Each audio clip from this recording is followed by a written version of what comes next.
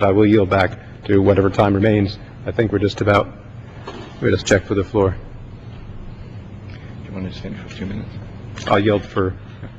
All right, I appreciate yielding again on this. Let me just say that there is several concepts we have talked about here. One, does it meet the threshold of the Commerce Clause according to the courts? I do not think it does.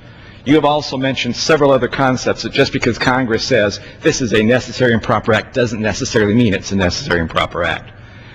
It also bothers me that we forget the very essence of federalism upon which this country was founded, which means simply it is not essential for the federal government to have to solve every problem. In fact, sometimes it is better if the federal government does not. I've used that example many times before about records. When I was young, if I wanted a song, I had to buy the entire record. Now there's an iPod that my kid can download the song I want to. If I want vanilla, Ben & Jerry still has 34 flavors from which I can choose. Every part of our life is now based on the concept of choice and options for American people except the government.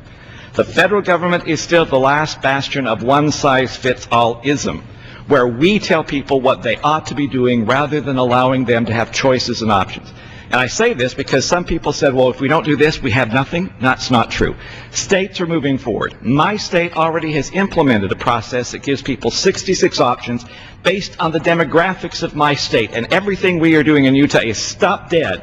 If this federal bill passes, they succeed. They now dictate everything that will happen.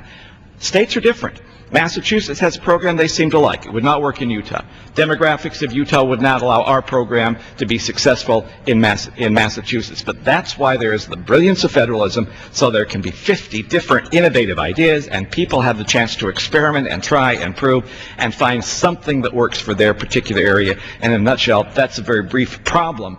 This destroys the concept of federalism. I'll yield back to the gentleman from New Jersey. Right.